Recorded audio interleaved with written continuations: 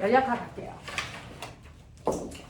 자, 열역학에 어떤 내용이 있는지 볼게요. 여러분들이 알고 있는 그래서 열기관, 열역학에 해당되는 내용이에요. 열과 열역학 과정이라고 하는 겁니다. 지금 선생님 나 3과고 애들 여기 수업하고 있어서 우리랑 진도가 똑같이 나가고 있는데 열과 열역학 과정.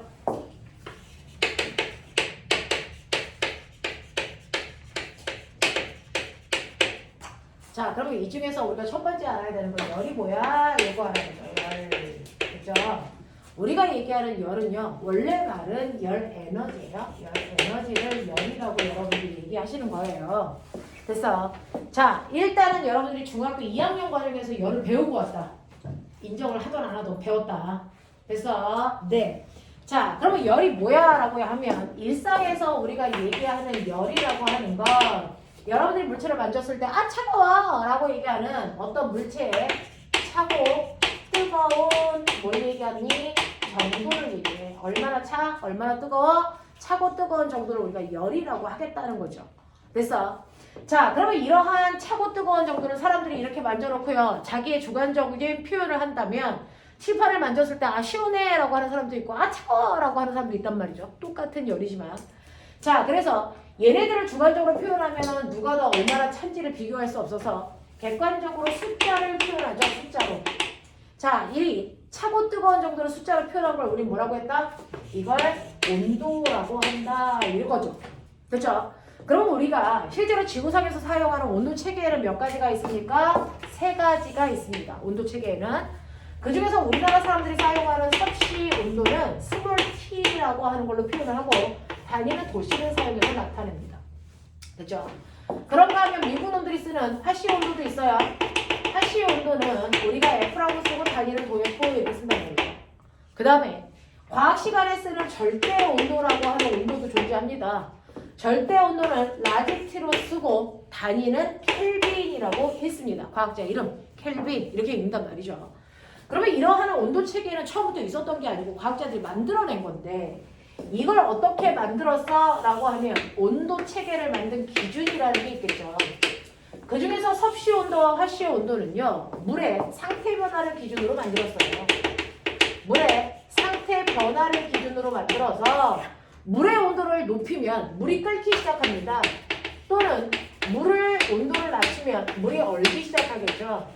그 얼기 시작하거나 끓기 시작하는 정도를 각각의 기준점으로 맞춘 건데 그 중에서 물이 얼기 시작할 때 섭씨 온도에서는 이거를 100이라는 숫자로 표현합니다. 물이 얼기 시작할 때는 0이라고 하는 온도로 표현하는 거라서 물은 100도에서 끓어 라는 게 아니고 사실은 물의 끓는 점을 100도로 잡은 거예요. 그러면 물이 얼기 시작해서 끓기 시작할 때까지의 온도 차이를 100등분으로 나눠서 그 중에 하나를 섭씨 온도의 1도 간격으로 정해놓은 게 섭씨 온도입니다. 근데 화씨 온도는 똑같이 물의 상태 변화를 기준으로 만들었는데요. 물이 끓기 시작하는 온도를 100으로 잡지 않고 212도F로 잡고요. 얼기 시작하는 온도를 32도F로 잡아서 이 사이의 온도 간격을 180등분으로 나눴다. 그러니까 섭씨 온도의 1도 간격보다 화씨 온도의 1도F의 간격이 훨씬 더 조밀한 간격이야. 그래서 이렇게 표현했다라는 겁니다. 그치? 자, 그런가 하면 절대 온도는 뭐예요? 라고 얘기하면 여러분들이 아시는 것처럼 사실은 온도를 높이면 뜨거워지는 이유가 그 안에 있는 입자의 운동이 활발해져서 지네끼리 충돌하면서 열이 발생하는 거거든요. 그러니까 온도가 높다는 얘기는 운동 속도가 활발해서 운동 에너지를 많이 가지고 있는 입자들이 구성되어 있다는 얘기예요. 그래서 이 절대 온도는 그 안에 있는 입자들의 온도 에너지를 기준으로 만든 거예요. 그렇기 때문에 에너지의 개념으로 다룰 때 우리가 절대 온도로 물체를 다 표현해서 사용하시면 되는데 우리가 중학교 1학년 때 뭘 배웠냐면 여러분들이 자 기체 중에서 기체의 부피를 변화시킬 때 온도를 높이면 기체의 부피가 커져 라고 하는 걸 배웠어요. 자 온도와 부피 사이에는 비례관계가 있는데 이 얘기를 한 사람이 누구냐면 샤를이라는 과학자라서 이걸 샤를 법칙이야 이렇게 얘기했단 말이야. 이걸 섭씨 온도로 그리면 실제로 여러분들이 알고 있는 0도씨라고 하는 그 온도에도 밖에 나가면 공기, 대기가 존재합니다. 그래서 V0의 부피를 갖습니다. 여기서부터 온도를 살살살살 높이면 기체의 부피가 일정한 비율로 증가하는 걸 볼 수 있죠. 그죠? 그러면 거꾸로 얘기하면 온도를 높일 때마다 기체의 부피가 일정하게 증가한다면 온도를 낮추면 기체의 부피는 일정하게 감소해 갈 겁니다. 됐죠? 그래서 이걸 산술적으로 계산했을 때 실제로 기체의 부피가 0이 되는 온도까지 낮출 수는 없지만 그 온도가 섭씨 몇 도인지를 확인할 수는 있겠죠. 몇 도냐면 이 0이 되는 순간의 온도가 영하 273도씨예요. 그래서 모든 기체들의 운동이 멈추는 순간의 온도입니다. 그래서 모든 기체들의 운동이 멈춰 기체가 액체로 바뀌는 순간의 온도. 자, 그러면 이걸 기준으로 해서 여기를 기준점으로 만들면 됐죠? 정확하게 온도와 부피 사이의 정비례 관계를 갖는 그래서 온도 체계를 만들 수 있다는 거예요. 그래서 영하 273도를 0켈빈이라고 하는 온도로 만들어서 여기서부터 온도를 정해서 만든 게 바로 절대 온도라는 거죠. 됐죠? 그래서 절대 온도는 안에 있는 입자의 운동의 에너지를 기준으로 만든 온도 체계다. 그래서 영하 273도를 0켈빈으로 만들었다라고 하는 거예요. 다른 온도들은 영하의 온도가 존재합니다. 하지만 절대 온도는 영하의 온도가 존재하지 않습니다. 가장 낮은 온도가 0켈빈입니다. 지금 우주의 온도가 27켈빈 정도 됩니다. 되겠습니까? 이렇게 돼요. 자, 그러면 앞으로는 우리가 열에너지의 개념으로 다룰 때 온도는 절대 온도로 다루셔야 되는데 그러면 우리가 쓰고 있는 섭씨 온도를 어떻게 하면 절대 온도로 바꿀 수 있습니까? 라고 하면 여러분들 보시는 것처럼 섭씨 온도에다가 273을 더하면 절대 온도가 된다라는 얘기입니다. 됐죠? 자, 그러니 우리가 물의 어느 점을 0도라고 했다면 이 0이라고 하는 온도는 사실 절대 온도로 273켈빈이라는 얘기고요. 물에 끓는 점을 100도라고 했다는 얘기는 이걸 절대 온도로 바꾸면 373켈빈의 온도를 얘기해요. 그렇다면 물이 얼기 시작해서 끓기 시작할 때까지의 간격을 몇 등분? 100등분으로 나눈 거다라고 하는 거죠. 됐죠? 그러니 얘를 똑같이 100등분으로 나눴기 때문에 절대 온도가 10켈빈 올라가 섭씨 온도도 10도 올라간다는 얘기죠. 온도 변화량은 똑같습니다. 되겠어? 이런 온도 체계를 우리가 쓰고 있다라고 하는 겁니다. 자, 그래서 앞으로 여러분들이 물화생지 어떤 과목을 계산하더라도 온도와 관련된 건 섭씨 온도가 아니고 사실은 절대 온도로 계산해서 모든 것들을 표현합니다. 됐죠? 자, 이런 식으로 해서 온도 체계를 만들어 우리는 그 온도를 사용하기 시작합니다. 자, 그랬을 때 물질들이 각각이 차고 뜨거운 정도로 온도를 측정해서 나타냈겠죠? 자, 그렇다면 이렇게 같은 수조에 들어있는 물 중에 하나는 80도의 뜨거운 물이야. 하나는 20도의 차가운 물이야. 근데 접촉시켜놨어. 그 접촉된 공간에서는 뜨거운 쪽에서 차가운 쪽으로 열이 일방적으로 이동합니다. 자, 온도가 다른 물체를 접촉시켜놓으면 열에 뭐가 일어난다? 이동이 일어난다? 배운 적 있어요. 열은 무조건 고온에서 저온으로만 가지 거꾸로 열이 이동할 수는 없다라는 겁니다. 그래서 이걸 우리가 연력학 제2법칙 그래서 배울 거지만 이런 식으로 열이 이동하게 되면 실제로 고온의 물체는 저온의 물체 쪽으로 열을 주기 때문에 온도가 점점 80도에서 낮아지기 시작하겠죠. 자, 그 열을 받은 20도의 차가운 물은 열을 받은 만큼 온도가 올라가기 시작하겠죠. 그러다가 두 개의 온도가 같아지는 그 순간부터는 열의 이동이 없습니다. 열의 이동은 둘의 온도 차이 때문에 생기기 때문에 온도 차이가 없으면 열이 이동하지 않고 온도가 유지되는 현상을 우리가 열 평형 상태야 라고 얘기하는 거죠. 되겠습니까? 자, 그래서 열 평형이 되는 온도까지 이동을 하게 되는데 이때 뜨거운 물질에서 차가운 물질 쪽으로 이동하는 열의 이동 방법 배운 적 있어요. 뜨거운 물질에서 차가운 물질 쪽으로 이동하는데 열은 이동하는데 열은 어떤 방법으로 이동하니? 라고 하죠. 중학교 때 여러분 배운 적이 있는데 열이 이동하는 방법. 그렇죠. 열 이동 방법에는 크게 세 가지가 있어서 여러분들이 알고 있는 것처럼 전도, 대류, 복사라고 하는 세 가지 방법으로 열을 이동할 수 있다라고 배운 적이 있습니다. 그 중에서 전도라는 형식으로 열을 이동시키려면 반드시 고온과 저온 사이에 고체 물질을 통해서 열이 이동할 때 그래요. 됐어. 대류라고 하는 방식은요. 액체나 기체 상태의 물질들을 이용해서 열을 이동시킬 때 사용되는 방식입니다. 됐어. 자, 그런가 하면 복사라는 건 고온의 물질과 저온의 물질 사이에 마치 태양과 누구처럼 지구처럼 고온의 물질과 저온의 물질 사이에 어떤 물질도 존재하지 않습니다.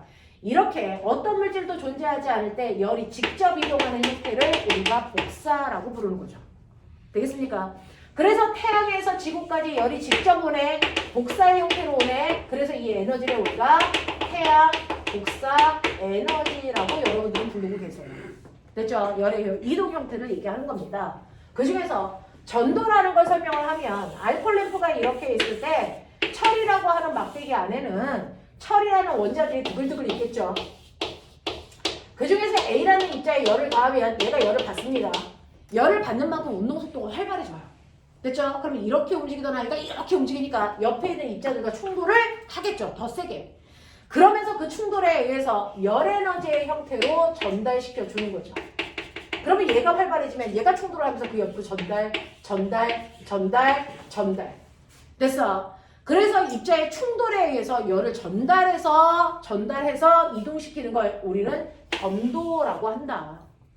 그 중에서 충돌이 활발하게 일어나서 열을 빨리빨리 전달할 수 있는 아이도 있고 사실은 이 운동이 활발하지 않아서 열을 빨리빨리 이동시키지 못하는 물질도 존재합니다. 됐죠? 열을 얼마나 빨리 이동시킬 수 있느냐를 열 전도도라고 부르고요. 여러분들이 알고 있는 것처럼 보편적으로 금속 물질이 비금속 물질에 비해서 열을 빨리빨리 이동시킬 수 있는 능력을 갖기 때문에 열 전도도가 큰 겁니다. 알겠습니까? 이렇게 배웠죠. 그러면 실제로 금속보다 비금속이 열 전달하는 속도가 느리다는 거 확인하고 싶어. 어떻게 했어요? 똑같은 길이의 막대, 하나는 철, 하나는 유리입니다. 똑같은 간격에 촌농을 떨어뜨려서요. 여기에 이쑤시개를 세웁니다. 촌농을 떨어뜨려서 이쑤시개를 금강적으로 세운다고요.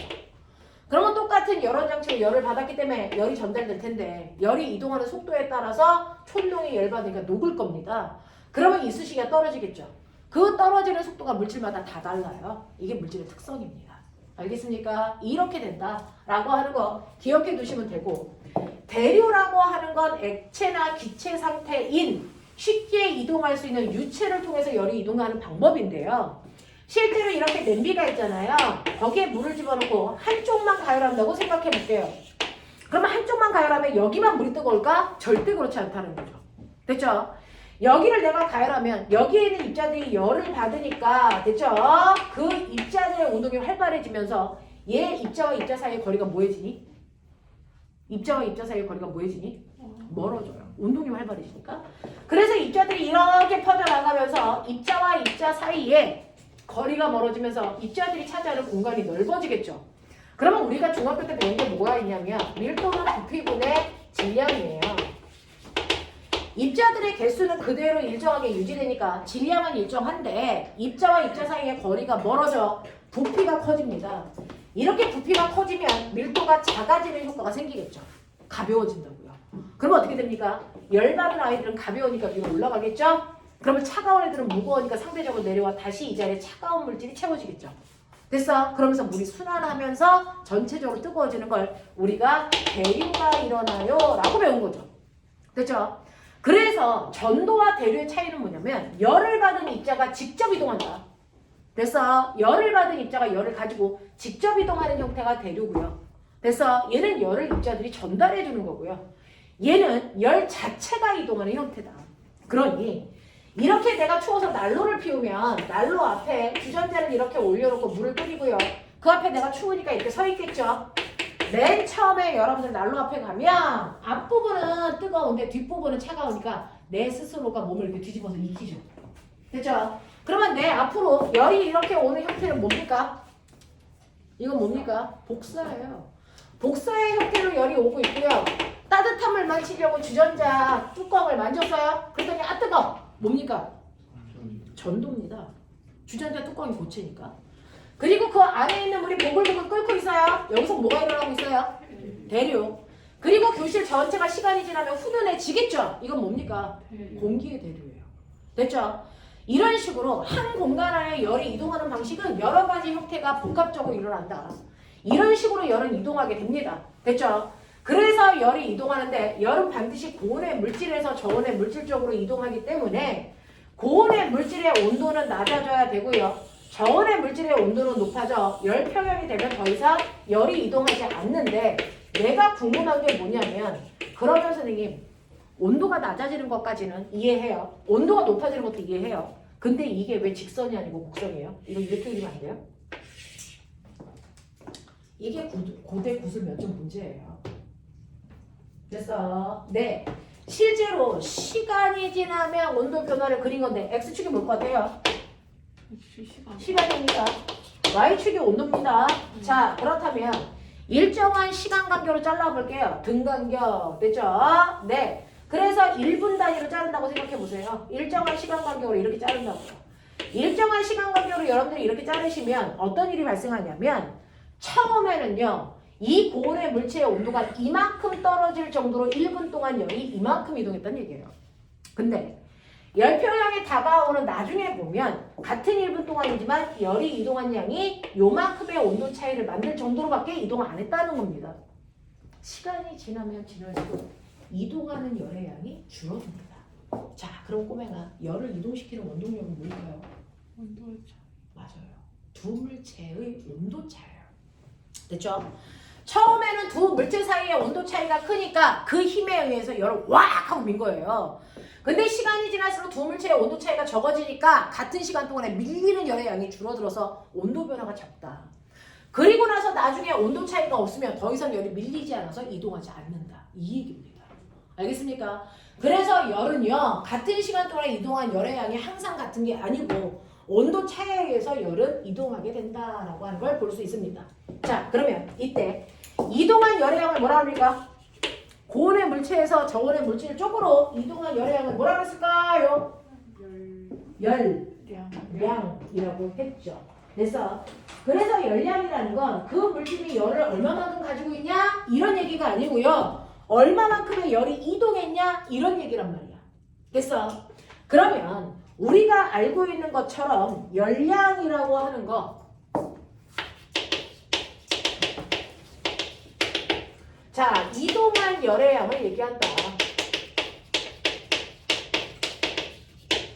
그래서 고온의 물질인 내가요. 저온의 물질인 얘한테요. 열을 얼마만큼 줬냐면 20만큼 줬다고 칠게. 그럼 내가 잃은 열량 얼마? 20. 얘가 얻은 열량 얼마? 20이라고. 맞죠? 자, 그래서 고온의 물체에서 저온의 물질 쪽으로 이동한 열량을 우리가 Q라고 해서 중학교 때 어떻게 계산했냐? 불러. Q는 시멘트 이렇게 외우자. 시멘트 이렇게 외우지 않았어요? 됐죠? 그래서 이동한 열량을 계산하는 방법은 시멘트 이렇게 계산하시면 된다라고 했던 거를 들으셨거나 기억을 못하는 사람들은 빠른 속도로 외우시면 되겠죠. 이동한 열의 양을 계산하는 방법이 시멘트 이렇게 계산한답니다. 자, 그 중에서요. 여러분들이 알고 있는 이 C가 뭘까요? 비열. 이게 비열이에요. M이라는 건 질량이고 델타 T가 뭐니? 델타 T가 뭐니? 온도 변화량. 됐어. 이걸 곱한 만큼이 이동한 열의 양, 열량이야. 이걸 다른 말로 우리는 열 에너지라고 합니다. 그래서 열 에너지는 고온의 물질에서 저온의 물질 쪽으로 이동한 열량을 열 에너지라고 부른다. 그러면 그동안은 왜 열량이라고 했어요? 열 에너지라고 안 하고 단위가 달라요. 실제로 열량의 단위는 뭐죠? 킬로칼로리 또는 칼로리로 계산되는 거고요. 열 에너지의 단위는 뭡니까? 줄이에요. 그러겠죠. 에너지니까. 그럼 선생님 1kcal가 1줄이에요? 1칼로리가 1줄이에요? 다 아니에요. 1kcal가 몇 줄의 일을 하는지 실제로 실험한 과학자가 있어요. 1kcal의 열을 내려면 몇 줄만큼의 일을 해야 되는지 실제로 실험한 과학자가 있어요. 누굴까요? 저기 써 있잖아요, 새끼야, 줄. 그래서 그 사람의 업적을 따서 줄이라고 한 거야. 되겠어? 네. 그래서 얘는 어떻게 실험을 했냐면 이렇게 물이 들어있는 수조에다가요 프로펠러가 달려있는 막대기를 세워놓고 이 막대기에서 추가 이렇게 있단 말이죠. 얘를 툭 하고 치면 얘의 위치 에너지가 감소하면서 운동 에너지만큼 전환돼서 프로펠러가 돌아요. 그러면 이 돌아가는 프로펠러가 물과 마찰에 의해서 뭐를 발생하니? 열. 그 열을 받은 물이 온도가 올라가는 거죠. 되겠어? 그때 물이 받은 열량이 만약에 100kcal인데 얘 위치 에너지 감소량이 10J라면 됐죠? 아하 1귤의 열량이 10kcal겠구나 이렇게 계산하겠다는 거야. 그렇게 계산한 사람이야. 이게 줄의 실험 장치야. 알겠습니까? 이런 식으로 실험했을 때 이 사람이 알아낸 결론 얼마입니까? 1kcal가 4200줄에 이루어질 수 있는 능력입니다. 됐어? 거꾸로 얘기할게요. 1칼로리가 4.2줄의 일을 할 수 있다는 걸 알아낸 사람이다. 그래서 우리는 이 숫자를 열의 1당량이라고 해요. 이렇게 얘기한다고요.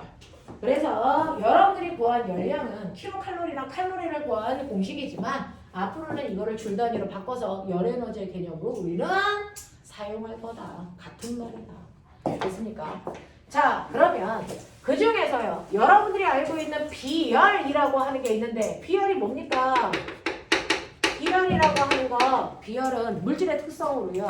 모든 물질 1kg을 1도 높이는데 필요한 열의 에너지예요. 이걸 비열이라고 하는 거예요. 모든 물질 1kg을 가져다가 1도 높이는데 필요한 열 에너지를 우리가 비열이라고 한다. 예를 들어서 여기에 여러분들 중학교 교과서에 실험장치 있어요. 물이 있는데 1kg 있고요. 모래가 있는데 모래도 1kg 있다고 쳐요. 얘네들이 모두 다 10도의 온도를 가지고 있으면 내가 얘네들을 똑같은 열원장치로 가열을 하겠죠? 됐죠? 일반적으로 햇빛이 얘네를 가열하는 거고 햇빛을 대신해서 백열 전구를 틀어놓습니다. 그렇다면 모래한테도 물한테도 똑같은 열이 갑니다. 자, 그랬을 때 모래는요. 이 태양으로부터 10이라는 열을 받으면 온도가 11도로 1도 올라가요. 됐어? 근데 10이라는 똑같은 열을 가해도 물의 온도는 미동도 없어. 그러면 얘가 온도가 1도 올라가 11도가 될 때까지 얼마 열을 필요로 하는지 봤더니 얘는 100이 필요하대. 그렇다면 우리는 모래의 비열을 얼마로 본다? 10이라고 한다. 물의 비열을 얼마로 본다? 1도 높이는데 100의 에너지가 필요했으니까 100이라고 보겠다. 이게 바로 비열이다. 라는 겁니다. 그러면 내가 똑같이 얘네들한테 100만큼의 에너지를 주면 어떻게 되는지 상상해봐. 똑같이 100만큼의 에너지를 주면 물의 온도는 몇 도 올라가는데? 1도 올라가는데 모래의 온도는 몇 도 올라가니? 10도 올라가요. 그러니까 비열이 작을수록 온도가 잘 변한다? 이 뜻이고요. 비열이 크면 온도는 잘 안 바뀐다? 이 뜻입니다. 근데 우리 몸에 지구상에서 비열이 큰 편에 속하는 물이 무려 몇 퍼센트 들어가 있게? 70% 들어가 있어요. 하나님의 이과죠. 됐죠? 사람 몸에 물을 70%나 넣은 이유가 있어요. 물건이 체온 유지하기 위해서죠. 알겠습니까? 그런 얘기입니다. 그래서 이런 식으로 물은 비열이 크기 때문에 체온 유지에 적합하기 때문에 우리 몸에 70%나 들어있고요. 식물 몸에는 무려 90%나 들어있다고요. 알겠습니까? 이렇게 된다고요. 그래서 비열이라는 게 이런 개념이고 비열이 크다는 얘기는 온도가 잘 안 바뀐다는 얘기구나 라고 하시면 돼요. 자, 그 중에서 물질마다 비열을 외울 필요는 없지만 하나는 기억하자. 물의 비열이 얼마다? 1이다. 그러면 여기에 이 뜨거운 물체가요. 돼서 네. 자, 100g 있고요. 얘는 200g 있어. 열평형이 될 때 이 온도가 얼마야? 이거 궁금하다고요. 됐죠? 서로 주고받은 열의 양이 똑같기 때문에 고온의 물체가 잃은 열량과 저온의 물체가 얻은 열량이 똑같거든요. 고온의 물체가 잃은 열량은요. 고온의 물체의 비열 곱하기 질량 곱하기 온도 변화예요. 자, 고온의 물체는 물이니까 비열 1이고요. 질량은 100g이라고 했고요. 온도 변화는 높은 온도에서 낮은 온도 빼면 되는 거니까 80 빼기 T고요. 차가운 물질도 물이라서 비열은 1이고요. 질량이 200g이고요. 온도 변화는 높은 온도에서 낮은 온도를 빼야 되는 거니까 T에서 20을 빼시면 되겠죠. 이게 같아질 때까지. 그래서 열이 이동해 열평형이 됩니다. 자, 그래서 계산해 보시면 80-T는 2T-40이고요. 3T는 120이고요. T는 40이죠. 되겠어? 그래서 얘는 40도에서 열평형이 되네 라고 하는 걸 우리가 찾아낼 수도 있다. 알겠습니까? 이런 식으로 얘기하시는 겁니다. 됐죠? 자, 그래서 열은 항상 고온에서 저온의 물질 쪽으로만 이동하고 이동한 열의 양을 열량이라고 하던가 열에너지라고 하면 된다. 됐어? 이걸 계산할 때 우리가 비열 곱하기 질량 곱하기 온도 변화로 얘기하고 비열의 의미가 뭔지 보여드렸고요. 비열과 질량을 곱한 값을 부르는 말도 있다. 이걸 뭐라 그럴까? 이걸 열용량이라고 해서 중학교 때는 잘 쓰지 않지만 고등학교 때는 열용량이라는 단어가 화학 시간에 많이 튀어나옵니다. 되겠죠? 자, 그래서 열용량이라는 건 비열에다가 질량을 곱한 값을 열용량이라고 하더라.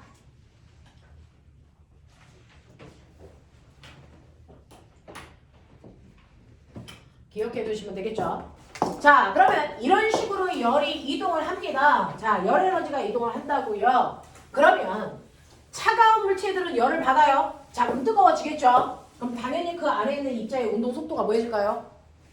활발해집니다. 그래서 열 에너지의 일부가 운동 에너지로 전환되는 거죠. 됐어?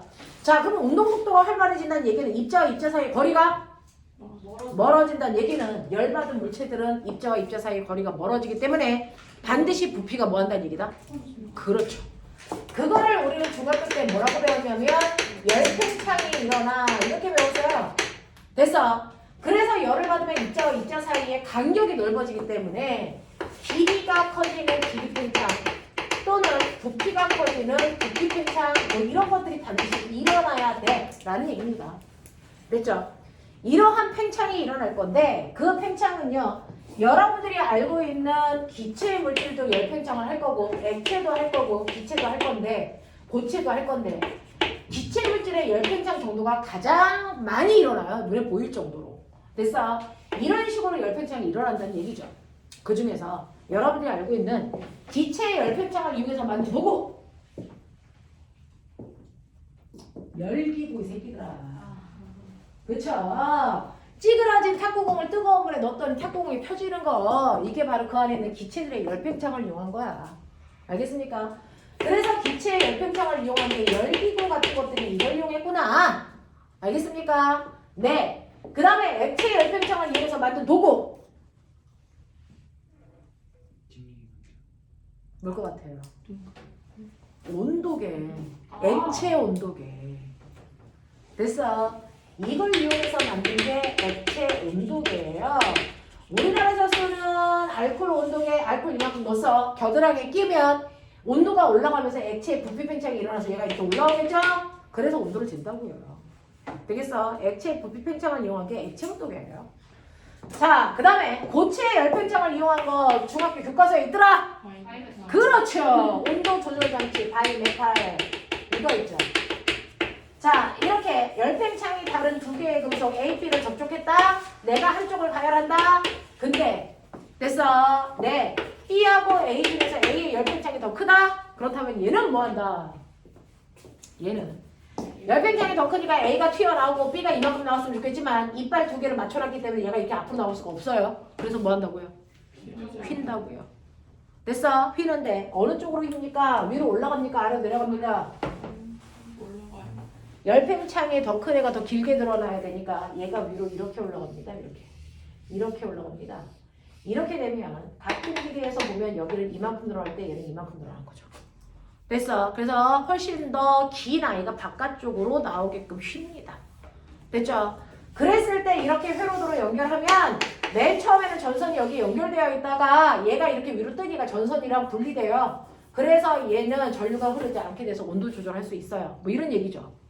되겠습니까? 이런 개념인데 꼬맹아 그냥 들어도 우리 과거에한테 하는 얘기인데 온도 다리미를 보면요 40도에 맞출 수도 있고 100도에 맞출 수도 있어요. 그 안에 바이메탈이 들어가 있어요. 그러면 40도로 맞췄을 때와 100도로 맞췄을 때 뭐가 다른가? 뭐가 다를까요? 팽창하는 정도? 그럼 금속의 종류를 다르게 하는 거야? 내가 온도 조절 레벨을 돌리는 순간 뭔가가 달라지지 않겠어요? 그래서 40도로 맞췄을 때 40도까지만 온도가 올라가는 거고 100도로 맞췄을 때 100도까지 온도가 올라가는 거잖아요. 그럼 도대체 내가 그 온도 조절 레버를 돌리는 순간 뭐가 달라지는 걸까? 뭐가 달라지는 거냐면요. 여러분들이 온도 조절 레버를 당기는 순간, 돌리는 순간 이 전선이 들어오는 깊이가 달라요. 40도로 맞추면 여기까지만 들어와요. 100도로 맞추면 여기까지 들어와요. 그러면 여기까지 들어오면 얘가 조금만 떠도 전류가 안 흐르겠죠? 금방 끊어지겠죠? 그럼 100도로 맞추려면 더 안쪽으로 들어와야 되니까 얘가 이렇게 떠도 계속 전류가 흐르겠죠? 됐어? 이걸로 온도 조절을 하는 거야. 간단해. 됐어? 혁신적인 기술이라는 건 간단한 겁니다. 창의적 생각에 의해서 만들어지는 거니까. 되겠죠? 이런 식으로 해서 온도 조절이 가능하다? 이게 바이메탈이다. 알겠습니까? 이런 것들. 됐죠? 그래서 온도 조절이 어떻게 가능한지도 한번 보시면 되겠죠? 이게 바로 열변창이라고요. 그래서 열에 대한 기본적인 것들은 중학교 내용을 잠시 한번 쭉 정리해봐 드렸어요. 중학교 내용이었어요. 지금까지 한 거. 됐어. 자, 그러면 이렇게 열이 이동하는 열 에너지가 있는데 이 열 에너지라는 것도 들어가 보면 열 에너지, 에너지잖아. 모든 에너지는 뭐 할 수 있다? 모든 에너지는 일할 수 있는 능력을 가지고 있다. 그러니까 열도 뭐 할 수 있다? 일할 수 있는 능력을 가지고 있다. 이 얘기입니다. 됐죠? 열도 뭔가 일할 수 있는 능력을 가지고 있고요. 그 열을 이용해서 일하게 만든 걸 우리가 열기관이라고 하죠. 그걸 한국말로 뭐라고 하니? 엔진 이렇게 얘기하죠. 되겠냐? 그래서 자동차의 내연기관, 외연기관이라고 하는 그 엔진이 열을 이용해서 바퀴를 돌리는 일하게끔 만든 장치야. 알겠어? 네, 이거라고요. 그래서 여러분들 열 에너지도 에너지니까 일할 수 있는 능력이 있고 얘가 일을 할 때 그 안에서 나타나는 규칙성을 열역학이라고 설명합니다. 됐어? 그러면 열역학에는 몇 가지가 있는데 라고 하면 열역학에는 세 가지가 있어요. 열역학 법칙에는 세 가지가 있어요. 이렇게 되는 거예요. 열역학 법칙은 세 가지가 있는데 그 중에서 첫 번째 열역학 제0법칙이라는 게 있고요. 열역학 제1법칙이라는 게 있고요. 열역학 제2법칙이라는 게 있습니다. 물리에서는 이렇게 세 가지를 다루죠. 자, 여기에 추가적인 제목은 없는데 내가 애들을 가리킬 때 그냥 붙여주는 이름들이 있단 말이죠. 열역학 제1영법칙이라는 걸 선생님은 뭐라고 하냐면 열평형법칙이야 이렇게 얘기할 때 설명해요. 됐어. A와 B의 온도가 같대. 그리고 B와 C의 온도가 같대.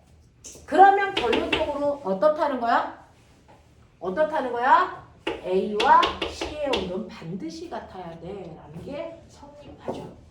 국어 시간에 배운 3단 논법이라는 게 바로 열역학에서도 성립하는구나. 이걸 열역학 제0법칙이라고 하는구나 라고 하는 거고요. 열역학 제1법칙이 오늘 배우셔야 되는 법칙입니다. 이걸 선생님은 열에너지 배분 법칙이야 이렇게 얘기해요.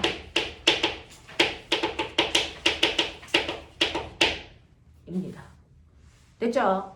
열역학 제2법칙은 다음 주에 배울 건데 열이동 법칙이야. 열은 항상 고온에서 저온으로만 간다는 얘기를 하고 있는 거죠. 되겠어? 그래서 열역학 법칙 이렇게 세 가지가 있습니다. 그 중에서 오늘 우리가 다뤄야 되는 거 열역학 제1법칙이라고요. 되겠어요? 칠판을 조금만 써야 돼서 이 아래에서 움직이고 중요해. 최선을 다하고 있어. 자, 너네 영상 보냐 안 보냐? 보고 있냐? 좋아요 누르고 있냐? 왜 구독료 안 들어오냐? 1000명 같은 소리 하고 있지. 100명도 안 된다. 신청하세요. 신청하셔야 돼요. 뭘 또 신청해야 돼? 국경유권. 우리는 또 그런 걸 신청하지 않지. 자, 그러면 열역학 법칙 중에 열역학 제1법칙이야. 자, 근데 열역학 제1법칙이라는 거의 내용은 뭐냐면 사실은 이렇게 피스톤이라고 하는 공간 주사위를 피스톤이라고 해. 자, 이렇게 피스톤 안에 기체가 들어가 있어. 자, 근데 내가 얘한테 뜨겁게 알코올 램프로 가열을 할 거야. 그러면 알코올 램프에서 차가운 기체 쪽으로 열이 이동하겠지? 이동한 양을 열량이라고 하겠지? 됐죠? 그 열량이 만약에 100이라고 칠게. 100이라고 칠게요. 됐죠? 자, 그럼 100이라고 하는 열이 건너가면 이 열 에너지는 반드시 됐어. 뭔가를 해야죠. 그 중에 일부는 열받은 기체들의 운동 에너지를 증가시킵니다. 기체들이 가지고 있는 운동 에너지를 우리는 뭐라고 한다? U라고 쓰고 내부 에너지라고 읽어요. 그래서 내부 에너지를 열 때문에 변화시키겠죠? 되겠어? 그러면 기체의 운동 에너지를 증가시키는데 얼마만큼 썼냐면 60J만큼 썼다고 치자. 그러면 선생님 40은 없어져요? 절대로 에너지는 없어지는 게 아니죠. 됐죠? 자, 그 중에서 나머지 40이 뭐를 했다라는 겁니다. 왜? 에너지는 보존돼야 되니까. 뭐 했을까요? 라고 하면 이렇게 활발하게 막 움직이다가 열을 받으면 더 활발하게 움직이면서 얘가 피스톤 뚜껑을 더 세게 자주 충돌하게 된다고요. 됐어? 그러면 더 세게 됐어. 자주 충돌하면서 미니까 이 피스톤 뚜껑이 윙 하고 밀려나와 여기까지 밀려나옵니다. 그러면 기체 입장에서는요. 피스톤 뚜껑한테 힘을 줘서 힘준 방향으로 물체를 밀었어. 기체가 뭐 했냐? 기체가 뭐 했냐? 이랬죠. 일한 겁니다. 그래서 이 에너지 중에 일부는 기체가 일하는 데 쓴 겁니다. 이 얘기죠. 반드시 그렇습니다. 됐죠? 이런 식으로요. 기체가 받은 열량은 기체의 내부 에너지를 변화시키거나 일하는 데 써. 그 총량은 같아야 돼. 이게 연력학 제1법칙이야. 별로 어렵지 않지? 되겠어? 네. 근데 이제부터 어려워보자. 어떻게 해? 할 수 없지. 자, 그러면 이렇게 연력학 법칙을 이해하기 위해서 너네들이 알아둬야 되는 사전적인 지식들이 몇 가지가 필요하죠. 자, 그 사전적인 지식 중에서 우리가 중학교 1학년 때 배웠던 거예요. 기체의 부피를 변화시키는 방법. 기체의 부피는 뭐에 의해서 변한다? 얘기해. 온도와 압력. 똘똘하다. 됐어? 기체의 부피를 변화시키는 방법은 두 가지가 있는데요. 그 중에 첫 번째가 온도 때문이죠. 온도를 높이면 기체의 부피가 커집니다. 비례 관계가 있습니다. 누가 얘기했다고? 샤를. 그래서 그 사람의 이름을 딴 샤를 법칙 이렇게 얘기한다고. 여기서 얘기하는 온도는 절대 온도예요. 그래서 실제로 절대 온도와 부피 사이에는 정비례 관계가 있어. 이렇게 된단 말이야. 되겠지? 아까 설명했어요. 그랬을 때 비례 관계가 있으니까 이 그래프의 기울기는 일정하겠죠? 그 기울기 어떻게 구한다고요? X축분의 Y축. 이게 일정한 상수값을 갖는다고요. 이게 샤를 법칙이야. 알겠어? 자, 그런가 하면 두 번째 법칙도 있겠죠? 기체의 부피를 변화시키는 방법은 압력도 있어요. 압력을 크게 하면 부피가 뭐하냐? 줄어들죠. 무슨 관계? 똘똘하네. 반비례 관계. 이 얘기 누가 했게? 그렇죠. 그래서 보일 법칙. 그 반비례 관계를 그래프로 그리면 여러분들이 보시는 것처럼 압력과 부피는 반비례해 일 겁니다. 근데 반비례 그래프에서는 어떤 지점을 잡더라도 그때 압력과 부피를 곱한 값이 항상 같은 크기를 가져야 된다. 우리가 배웠죠. 반비례일 때는 면적이 같아야 되니까. 되겠어? 그러니까 이때 압력과 부피를 곱한 값은 또 다른 일정한 상수값을 가져. 이거예요. 이거예요. 그러면 이제 과학자들의 궁금한 건 뭐냐면 그러면 온도와 부피는 비례하고 압력과 부피는 반비례하는데 얘네들이 일정한 상수값을 갖는데 이 상수의 크기와 이 상수의 크기가 항상 같니? 아니죠. 그때그때 다르죠. 그러면 이 둘을 동시에 만족하는 항상 일정한 상수는 존재할 수 없을까? 나 그거 찾고 싶어. 이 둘을 동시에 만족하는 됐어. 일정한 상수값은 존재하지 않아? 나 이거 찾고 싶어. 이걸 기체상수라고 합니다. 이걸 기체상수라고 합니다. 그래서 특이한 상수이기 때문에 일반적 상수는 K라고 쓰는데 기체상수를 R로 써요. 이걸 기체상수라고 해요. 그래서 기체상수를 처음으로 찾기 시작한 거죠. 됐어? 그래서 온도와 부피 사이에는 비례관계가 있고 압력과 부피 사이에는 반비례 관계가 있는데 이 둘을 동시에 만족하는 나는 기체상수를 찾고 싶어. 이 얘기예요. 그러면 이걸 찾을 때 우리는 조건이 있죠. 여러분들이 알고 있는 것처럼 0도씨 1기압에서 기체를 일몰계를 집어넣을 때 이 일몰계의 기체가 차지하는 부피가 얼마야? 22.4L야 라고 하는 게 있어요. 됐죠? 자, 이 조건을 이 안에다가 넣어서 기체 상수를 찾아보자. 이렇게 한 거예요. 이렇게 한 거예요. 그러니까 0도씨라고 하는 건 섭씨 온도니까 절대 온도로 바꿔야죠. 그래서 이 자리에 273켈빈을 집어넣게 되고요. 그래서 압력은 1기압이지만 1기압은 얼마 얘기하냐면 중학교 3학년 때 배워요. 1기압은 1013 헥토파스칼이라는 값을 가져요. 초등학교 4학년 때 배웠는데 헥트 알아 할 때 헥트 공 몇 개 대신에 붙는 줄 아세요? 공 2개 대신에 붙는 값이야. 키로는 공 3개 대신에 붙는 거고. 그래서 파스칼이라는 건 과학자 이름인데요. 얘는 복잡한 단위 대신에 붙인 거겠죠? 복잡한 단위가 뭐였을까요? 바로 압력의 단위 뉴턴 퍼 제곱미터입니다. 자, 그래서 이거를 좀 간단하게 여기를 그냥 0으로 퉁쳐. 그래서 이 값을 여기다가 대입하면 돼요. 1 곱하기 10의 5승 뉴턴 퍼 제곱미터 이렇게 대입하는 거야. 그래서 자, 그래놓고 부피에다가 22.4리터를 넣고 싶지만 얘도 MKS 표준 단위 아니잖아요. 이걸 바꿔야죠. 자, 1세제곱미터가 몇 리터게? 근데 궁금한 게 있는데 초등학교 4학년 나왔어? 그때 배웠거든? 1세제곱미터가 몇 리터게? 아는 사람이 극히 드물죠. 깜짝 놀랐어요. 1000리터예요, 1000리터. 1세제곱미터가 1000리터예요. 그래서 네, 그러니 22.4리터는 여러분들이 보시는 것처럼 22.4 곱하기 10의 마이너스 3승 세제곱미터 이렇게 바꾸시면 된다고요. 이런 식으로 계산을 했을 때 넣었을 때 나오는 기체 상수가 0.082 이 정도 나와요. 외우란 뜻 아니고요. 이렇게 계산했다고요. 됐죠? 단위 환산하는 거 한번 보여드리려고 했다고요. 됐죠? 이런 식으로 기체 상수값을 구해내는데 이거는 조건 있죠? 1몰의 기체를 넣었을 때만 그래요. 자, 기체가 1몰계가 아니고 이거보다 2배 많은 2몰계를 넣는다? 부피가 2배 커지겠죠. 됐죠? 부피가 2배 커지면 기체 상수 2배 커져야죠.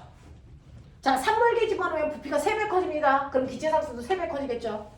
n몰계 집어넣으면 기체 상수도 n배 커져서 n이라는 게 들어갑니다.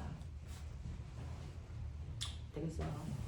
자, 그래서 이런 식으로 기체들이 가지고 있는 속성을 정리를 했는데 이때 분수 있는 식은 귀찮으니까 우리 분수 없애서 뭐라고 쓰면 돼요? 얘 이용하면 PV는 뭐다? nRT다라는 기체 방정식이 만들어진 거야.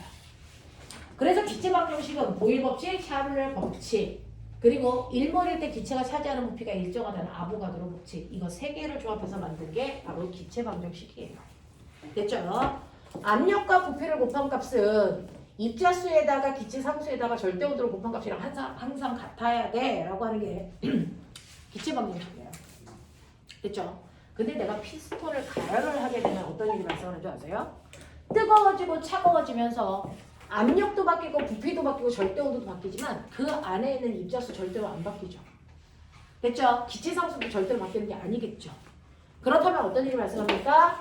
PV는 얘는 일정한 상수니까 K를 바꾸면 KT고요. 비례상수를 없애면 그냥 비례한다 이렇게 쓰면 되겠죠. 그래서 항상 압력과 부피를 곱한 값은 온도에 비례한다라고 하는 저거 하나만 쓰시면 돼요. 근데 앞뒤 없이 저렇게 가르쳐드리면 암기해야 되는 거잖아요.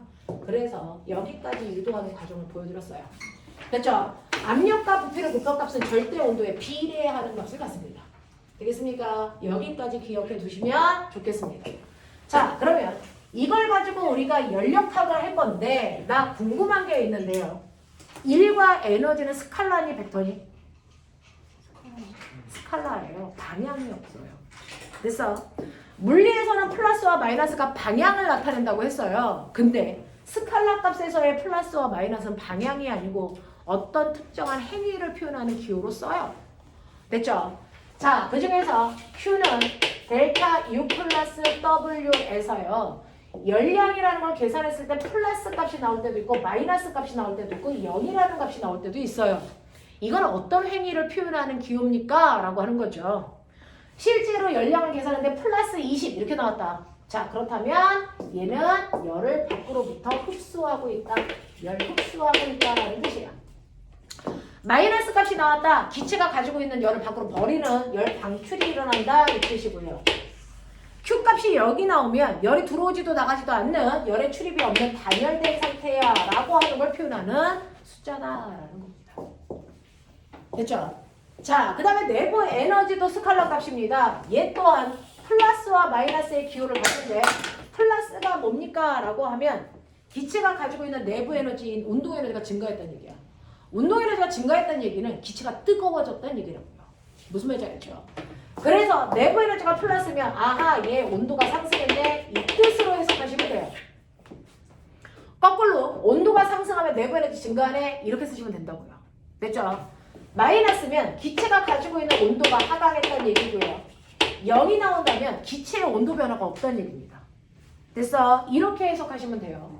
그 다음에 W라고 하는 일값이 플러스가 나왔다. 기체가 힘이 세져서 피스톤 뚜껑을 밀고 나와 기체의 부피가 증가했다는 얘기입니다.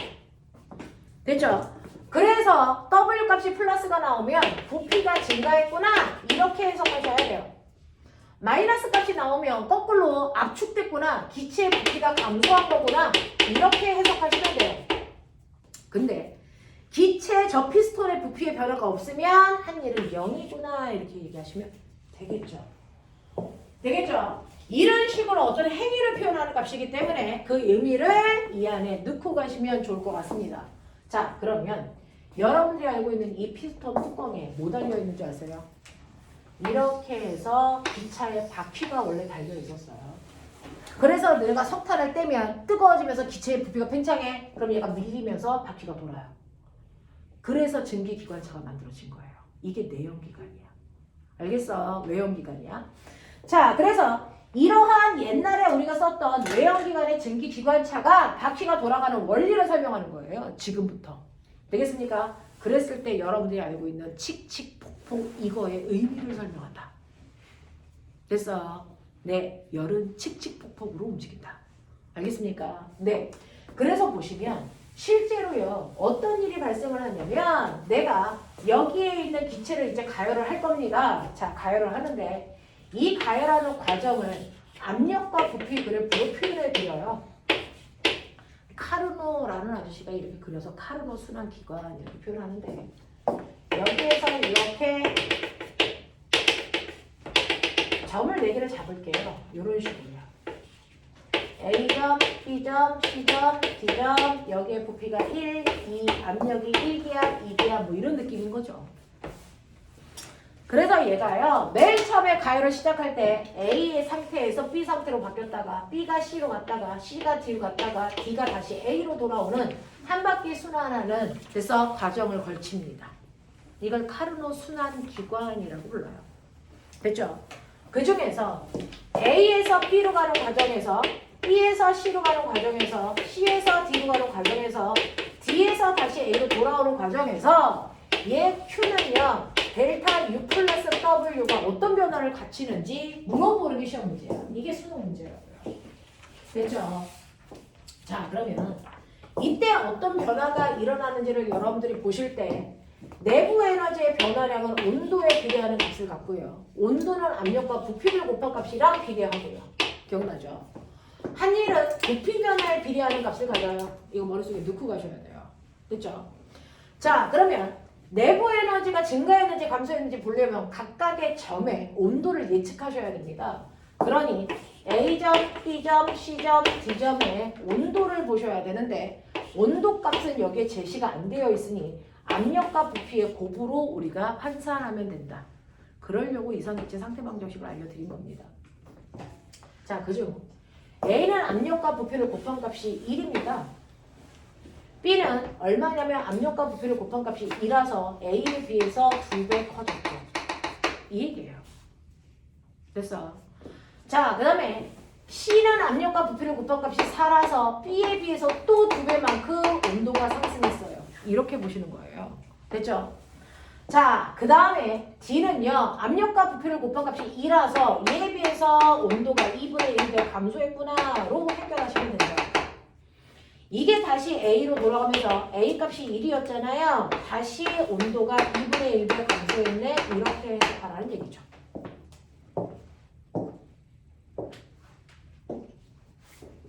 저렇게 해석해. 그렇게 해서 문제 푸는 거야. 자, 그럼 그 중에서요. 내가 피스톤을 가열하기 시작합니다. 됐죠? 열을 가해서 가열하기 시작합니다. A에서 B로 바뀌었습니다. 그렇죠? A에서 B로 바뀌었다는 건 온도가 상승했기 때문에 됐죠? 기체 내부의 에너지 온도가 상승했기 때문에 기체의 내부의 에너지는 증가했어 라고 여러분들이 판단할 수 있어야 된다고요. 됐어? 공기의 온도가 1에서 2로 온도가 2배 상승했기 때문에 내부의 에너지가 2배 상승했을 거야. 자, 그럼 저는요 2배 상승했을 때 필요한 에너지를 100줄이라고 줄게요. 아, 이 새끼 100줄만큼 흡수했네? 이런 얘기야. 자, 그래서 내부 에너지 증가했는데 여러분들 보시면 A에서 B로 갈 때 압력은 커졌어요. 그쵸? 하지만 부피의 변화가 없어요. 그래서 A에서 B로 가는 동안 부피가 일정한 과정을 우리가 등적 과정 이렇게 표현합니다. 얘는 등적 현상이 일어났어요. 부피의 변화가 없다는 얘기는 피스톤 뚜껑이 안 밀려 나왔다는 거죠. 그럼 피스톤 뚜껑에 부피 변화가 없으니까 한 일은 없네 이 뜻이에요. 이해해? 그러면 기체는요. 내부 에너지가 100만큼 증가했다는 건 어딘가에서 에너지가 왔다는 얘기죠. 어디서? 밖에서. 됐어? 그러니까 얘가 이 순간에 알코올 램프로부터 받은 열 에너지가 100만큼 열을 흡수했구나 라는 거예요. 이해됩니까? 그래서 A에서 B로 가는 동안은 열을 흡수하는 구간이야 라고 하는 겁니다. 되겠지? 정신 차리고 있냐? 자, 그 다음에 B에서 C로 가셔야 돼요. B에서 C로 갈 때도 또 온도가 2배만큼 증가했어. 내부 에너지가 2배만큼 증가했어. 그러면 2배 증가할 때마다 흡수해야 되는 열의 양은 똑같겠죠. 얘도 100을 내부 에너지 증가시킬 때 썼어 이 얘기예요. 근데 B에서 C로 갈 때 이번에는 압력은 일정한데 부피는 늘어났어요. 자, 압력이 일정하니까 이걸 등압 과정 이렇게 표현합니다. 압력이 같은 과정 됐습니까? 등압 과정이야 이렇게 표현하시면 되겠죠. 자, 그러면 이 등압 과정에서 기체의 부피가 됐어. 피스톤의 부피가 1이었다가 2로 부피가 2배 커졌네. 피스톤이 이만큼 확 늘어났네. 뭐 이런 얘기 하는 거죠. 자, 그러면 이때 기체는 밀고 나가면서 일을 했겠죠? 자, 이제 졸려면 필기해라. 자, 한 일이 얼마입니까? 라고 하면 일을 계산할 수 있을까? 이건 정확하게 계산할 수 있어요. 한 일은요. 힘에다가 밀고 간 거리를 곱한 거예요. 됐어? 거리는 피스톤이 밀려나간 요 거리를 곱하시면 돼요. 그러면 기체가 준 힘을 어떻게 알아? 저긴 힘이 없고 압력하고 부피밖에 없는데 라고 하면 자기네들이 알고 있는 것처럼 압력이라는 거 우리가 어떻게 구하죠? 압력은 단위 면적당 누르는 힘이잖아요. 그쵸? 그러니까 T는 A분의 F라고. 그럼 머리 있는 척해. F는 얼마니? TA잖아요. 그러니까 힘의 자리에다가 압력과 면적을 곱한 값을 대입하고 밀고 간 거리를 곱하면 되는데 꼬맹아 이게 뭘 나타낼까? 압력 곱하기 이동 거리가 뭘 얘기할까? 여기서 말하는 면적은요. 됐어? 피스톤 뚜껑의 넓이를 얘기하는 거예요. 이게 A예요. 그리고 밀고 간 거리를 곱한대요. 이게 뭘 얘기할까? 맞아요. 피스톤 뚜껑이 밀려나가서 증가한 부피를 얘기해요. 이게 바로 피스톤 뚜껑의 증가한 부피를 얘기하죠. 그러니까 기체의 한 일은 압력에다가 부피 변화값을 곱하면 이게 기체가 한 일이야. 맞아? 근데 저거 어딨나 봐요. 압력은 저 그래프의 세로축에 있죠. 부피 변화량은 저 그래프의 가로에 있죠. 가로와 세로를 곱한 값이 뭐예요? 어디에 있어요? 면적에 있죠. 맞습니까? 그러니까 피스톤이 이렇게 밀려나가는 동안 이 그래프의 밑에 있는 넓이가 그동안 기체가 한 일이라고요. 신기롭죠? 이게 바로 한 일이라고요. 압력과 부피의 곱이 한 일이다. 알겠습니까? 이렇게 된다. 그래서 얘가 한 일은요. 1 곱하기 2니까 이 새끼 2줄만큼 일했네. 이렇게 해석하시면 되겠죠? 됐죠? 그러면 결국은 얘는 내부 에너지가 100 증가하고 1도 이만큼 하기 위해서 밖에서 에너지를 무려 얼마만큼? 102줄만큼 흡수했어야 된다라는 얘기예요. 이해되죠? 됐죠? 그 다음에 이런 식으로 C에서 D로 위치가 바뀐다고요. C에서 D로 위치가 바뀔 때 온도가 거꾸로 절반만큼 줄었어요. 2배 증가할 때 흡수한 에너지를 100으로 잡았으니까 2배만큼 감소할 때는 에너지 100만큼 방출했구나 이렇게 생각하시면 돼요. 그래서 그 와중에 부피에는 변화가 없으니까 얘 등적 과정이야 이렇게 얘기하면 되겠죠. 부피에 변화가 없다는 얘기는 한 일 없네 이 새끼. 그럼 한 일은 없는데 기체 내부 에너지가 100 줄어든 건 열을 밖으로 100만큼 벌었다는 얘기네. 이렇게 해결해야죠. 맞죠? 자, 그 다음에 D에서 A로 바뀌었어요 라고 하는 건데 여러분들이 보시는 것처럼 D에서 A로 갈 때 또 기체의 내부 에너지가 절반만큼 줄어드니까 또 100만큼 방출했다 이렇게 생각하면 되고요. 이때 여러분들이 보시는 것처럼 D에서 A로 갈 때 압력은 변화가 없으니까 등압 과정이고요. 요번에는 부피가 반으로 줄었네요. 다시 피스톤 뚜껑이 밀려왔네요. 이 뜻이죠. 되겠습니까? 자, 그러면 부피가 늘어날 땐 일을 했다. 부피가 줄어들 땐 일 받았다. 알겠습니까? 얼마만큼 받았다? 이 그래프 밑에 있는 면적만큼 일 받은 거다. 이런 얘기예요. 그럼 받은 일이 얼마입니까? 1 곱하기 1만큼의 일을 받았다 표시 마이너스로 하기로 했죠. 되죠? 1줄만큼 받았다. 이렇게 된 겁니다. 그래서 얘가요. 여러분들이 보시는 것처럼 됐죠? 열을 흡수한 구간이 있고 열을 방출한 구간이 있어요. 얘는 열 얼마만큼 방출했어야 돼요? 101줄만큼 방출했어야 된단 말이죠. 흡수한 구간도 있고 방출한 구간도 있고 이거 찾아낼 수 있고요. 그러면 결론적으로 보면 한 바퀴를 얘가 돌았잖아요. 도는 동안 총 열의 출입을 보면 총 202줄의 열을 흡수했다가 201줄만큼의 열을 방출했네. 그러면 기체가 가지고 있는 열은 얼마야? 1줄만큼이 남아있구나. 이 뜻이죠. 이해합니까? 202를 줬는데 밖으로 나온 거 201이야. 그럼 1만큼 남아있구나. 되겠습니까? 근데 기체를 잘 보시면요. 기체의 운동 에너지를 증가하기 위해서 흡수한 게 200인데 나간 것도 200이야. 와, 기체는요. 그래서 운동 에너지의 변화가 없네. 그래서 보시면 처음의 온도로 다시 돌아오죠. 기체 온도의 변화가 없어요. 내부 에너지의 변화가 없었다고요. 그럼 저기 있는 1줄은 보시면 얘가 한 일과 받은 일을 보세요. 요거 합해 보시면 얼마 나옵니까? 플러스 1 나오죠. 알콜램프에서 가열한 1줄만큼의 에너지가 돼서 일하는 데 쓴 거구나. 이 얘기예요. 이 얘기입니다. 그죠? 근데 머리 크게 뜨세요. 요게 어디 있다? 저 그래프에? 어디 있습니까? 한 일에서 받은 일을 빼시면 한 일 그래프에서 받은 일만큼을 빼시면 요거 나오죠? 요 한 바퀴 순환하는 동안 사이 면적. 이거 보시면 1 곱하기 1 정확하게 1이 나와요. 알겠습니까? 알겠습니까? 이렇게 된 거예요. 그래서 제가 한 바퀴 순환하는 동안 저 면적만큼만 일하는 기관이야. 그러니까 저 엔진은 열 효율이 더럽게 떨어지지. 그래서 내가 휘발유를 얼마만큼 샀냐면 202만 원어치 샀어. 근데 그 중에서 바퀴 돌릴 때 쓴 건 10,000원어치밖에 안 돼. 똥꼬를 얼마 나갔어? 201만 원어치가 밖으로 나갔어. 이런 뜻이야. 그러니까 얘는 202 중에서 일하는데 1밖에 못 썼네? 이런 열기관을 안 쓰겠죠. 지금 안 쓰는 겁니다. 외연기관을. 알겠습니까? 그래서 다 엔진이라는 내연기관으로 바꿔보는 거죠. 알겠냐? 이렇게 된 거예요. 얘는 에너지 효율이 0.5%도 안 돼요. 되겠어? 자, 그래서 이런 식으로 열도 일할 수 있는 능력을 가지고 있고 열이 일하게 만든 게 기관 엔진이라고 하는 거다. 됐어? 네.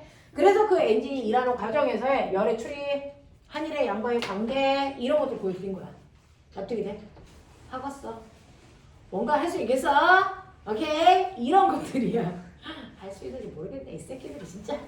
되겠어? 그래서 열 파트가요. 이런 것들이에요.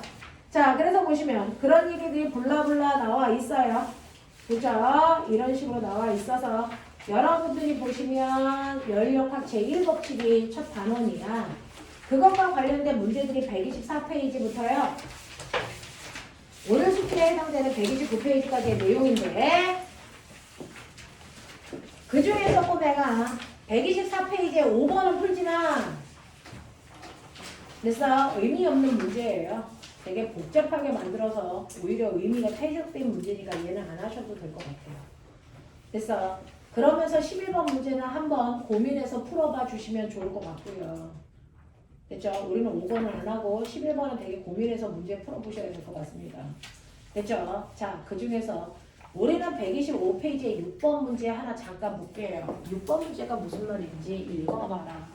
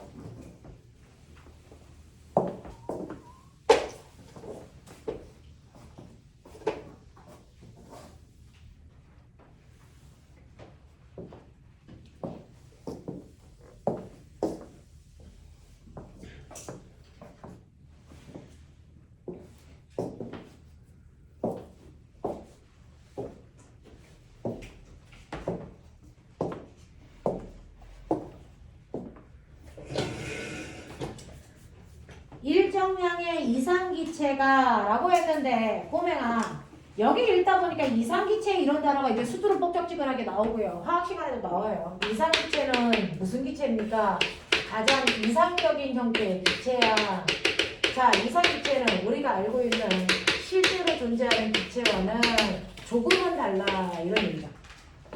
그렇죠? 이상기체라고 하는 건 뭐냐면 실제로 기체들이 차지하는 부피를 보면요. 그 기체와 기체 사이의 입자 사이의 간격이 너무나도 멀어서 됐어? 기체 입자 하나가 차지하는 부피는 무시할 수 있을 정도로요. 기체의 입자와 입자 사이의 거리가 대단히 멀어요. 그러니까 이거 전체 부피는 사실은 엄밀하게 얘기하면 기체 한 개 한 개의 입자의 크기에다가 기체 간의 거리를 더하면 기체 부피를 만든단 말이야. 그치? 근데 이 부피를 100으로 봤을 때 입자와 입자 사이의 거리에 의해서 만들어진 부피의 크기가 99.999999 이 정도의 크기야. 실제로 입자 크기를 다 합한값은 전체 부피에 차지하는 비율이 0.00000001도 안 되는 크기밖에 안 돼. 그렇다면 이렇게 부피의 크기가 공헌하는 정도가 미비하니까 나는 기체의 크기를 아예 없다고 볼 거야 라고 극단적으로 생각한 거야. 기체의 크기를 무시할래. 그러니까 이건 이산화탄소 기체든 수소 기체든 상관할 필요가 없어 라고 한 거죠. 그래서 모든 기체들은 기체의 종류하고 상관없이 부피 변화가 일정해 라고 얘기할 정도로 기체의 크기는 의미가 없다라는 거죠. 됐죠? 그러면 이러한 기체들의 크기를 무시한다면 크기가 없는데 질량이라는 게 존재할 수 없어. 그렇다면 질량이 존재하지 않는다면 질량이 있는 입자들끼리 서로를 잡아당기는 만유의 인력이라는 게 작용할 이유가 없어. 그러니까 기체 입자 사이에는 서로 힘이 작용한다고 생각할 필요가 없단 말이야. 그렇다면 힘이 작용하지 않으니까 서로 부딪히지도 않고 마찰이라는 게 생기지 않아.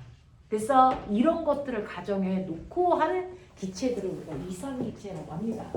하지만 실제 기체 사이에는 미비하게 크기도 있지만 서로 잡아당기는 힘도 존재할 수 있고요. 얘네들끼리 충돌하면서 열에너지도 발생한단 말이야. 알겠어? 네, 그래서 대학을 가면 실제 기체와 이상 기체의 차이점에 대해서도 설명을 할 겁니다. 여러분들이 푸는 모든 시험지에 있는 기체들은 다 이상 기체입니다. 중고등학교 때 나오는 모든 기체들은 이상 기체라는 전제 조건 하에서 나오는 기체입니다. 되겠죠? 자, 그래서 이러한 이상 기체가 그래프와 같이 화살표 방향으로 한 바퀴 순환합니다. 자, 이 그래프에서 A, B는 반비례 곡선이다 라고 했는데 선생님 반비례 곡선이라는 얘기를 갑자기 했어요. 이거 뭔가 찝찝해요. 그쵸? 네. 반비례 곡선이라는 건 뭐냐면 너네가 아까 얘기한 것처럼 압력과 부피를 곱한 것은 똑같다라는 거죠. A 지점을 실제로 보세요. 압력과 부피를 곱한 값이 A는 얼마냐면 이 값이요. 5 곱하기 10의 마이너스 3승에다가 2 곱하기 10의 5승을 곱한 거니까 얘는 10 곱하기 10의 2승이 되죠. 됐죠? 자, 그래서 얘는 10 곱하기 10의 2승이야 뭐 이렇게 나온다고요. 됐죠? 그 다음에 B도 보세요. B는 2 곱하기 10의 3승에다가 5 곱하기 10의 5승을 곱하는 거니까 얘도 10 곱하기 10의 몇 승입니까? 2승이죠. 그래서 B도 보시면 10 곱하기 10의 2승으로 압력과 부피를 곱한 값이 똑같네. 압력과 부피를 곱한 값이 똑같다는 얘기는 바로 온도가 같네. 그래서 여기서 여기까지 오는 동안 온도의 변화가 없네 이 뜻입니다. 됐죠? 온도의 변화가 없는 구간을 우리가 등온 구간 이렇게 얘기하면 되겠죠? 알겠습니까? 이렇게 되는 거야. 되겠죠? 자, 이렇게 된다라는 걸 기억해 두시고요. 자, 다른 것들은 모두 직선이다 라고 했으니까 보여드렸습니다. 자, 그랬을 때 이런 식으로 이제 연결이 되어 있어요. 이렇게 되어 있어요. 자, 그래서 여기를 C, 여기를 D 이제 이렇게 놓고요. 여기에 있는 10의 마이너스 얼마 이런 거 다 무시하고 그냥 거기에 있는 숫자만 보도록 하죠. 계산할 땐 그거 넣으셔야 돼요. 2하고 5하고 그 다음에 여기가 1이고 여기가 2고 그 다음에 여기는 얼마냐면 5야. 뭐 이런 얘기 들으셔.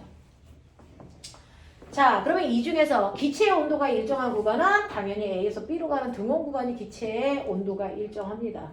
그걸 뺀 나머지 점에서는 온도가 일정하지 않습니다. C를 보시면 이게 5 나와요. 됐죠? D를 보시면 얘가 2 나와요. 그래서 온도가 달라졌어요. 뭐 이런 얘기야. 알겠습니까? 네, 이렇게 됩니다.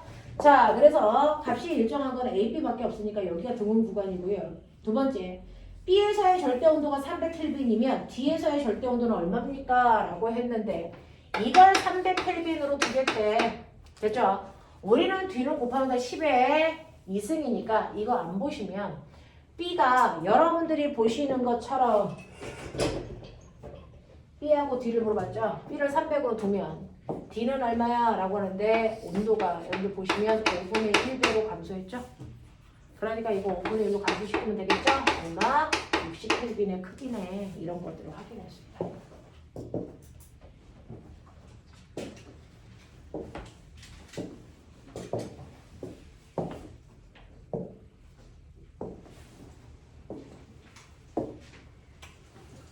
됐죠? 자, 거기에 있는 9번 보세요. 자, 9번 해봐.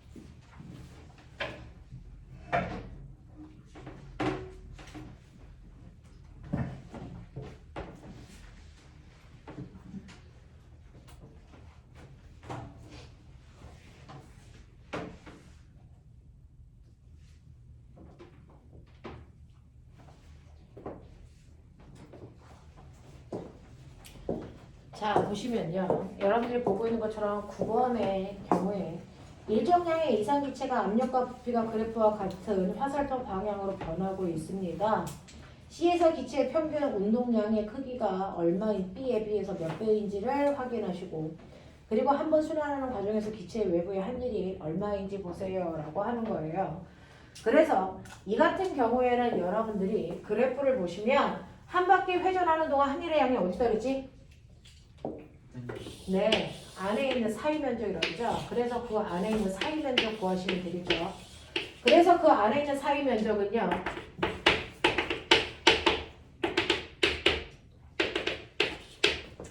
3 곱하기 2 보이죠? 그래서 3 곱하기 2니까 6이겠죠. 근데 답은 600이겠죠. 왜요? 여기 10에 몇 승 이런 거 있죠. 계산하셔야죠. 됐죠? 그거도 거기에 써놓으셔야죠. 10에 마이너스 3승하고 10에 5승이니까 10에 2승 남아요. 그래서 600이야 라고 하는 거 해결하실 수 있어야 되고요. 그 다음에 이제 첫 번째 문제 C에서의 기체 문제의 평균 운동량은요 라고 했는데 여기가 C거든요. 됐죠? 그리고 누구를 물어봤냐면 B를 물어봤는데 B는 여기거든요. B랑 곱합값이 얼마냐면 3이고요. 그 다음에 C는 얼마냐면 곱합값이 12예요. 그래서 얘가 4배 커져요. 이런 얘기예요. 됐어. 그러면 꼬맹아 운동 에너지가 4배 커지려면 됐죠? 여기서 여기로 갈 때요. 여러분들 실제로 이 온도 이 곱합값 PV 값은 절대 온도를 얘기하고 절대 온도 그 자체가 운동 에너지를 표현하는 값이다 이렇게 얘기했잖아요. 운동 에너지는 2분의 1 mv 제곱이야 이렇게 얘기했잖아요. 그러니 여기에서 이 상태로 바뀌어도 2분의 1 질량은 변하지 않고 속도 변화 때문에 운동 에너지 값이 바뀐 거예요. 그러니까 운동 에너지가 4배 커졌어? 아 속도는 2배 커졌구나. 이 뜻인 거죠. 됐죠? 그러면 속도가 2배 커지면 운동량은요 mv잖아요. 처음에 비해 속도가 2배 커지니까 운동량도 2배 커져요. 알겠습니까? 이런 얘기야. 이런 얘기야. 운동 에너지는 V의 제곱으로 들어가 있고 운동량은 V이기 때문에 됐죠? 운동 에너지가 4배 커졌다는 얘기는 속도의 제곱이 4배이기 때문에 속도 변화는 2배밖에 안 돼. 그래서 운동량은 2배 커진 거야. 이렇게 가시는 게 맞다고요. 이해하겠어? 이런 얘기 드립니다. 됐죠? 그래서 오늘은 여기까지만 할게요.